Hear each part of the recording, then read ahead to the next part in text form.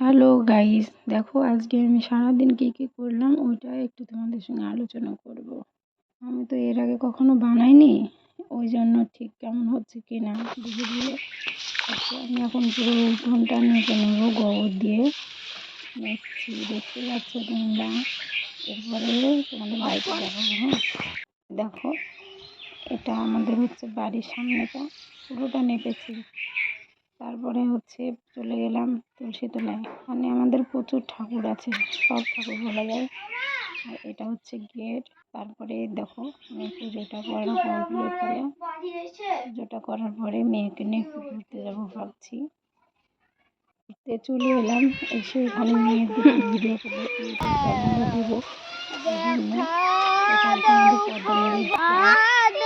এখানে জল হয় যখন বর্ষাকালে, খুবই সুন্দর লাগে দেখতে। হঠাৎই রাত্রে একটু ফোন শুনতে গেলাম, দেখো তোমরা।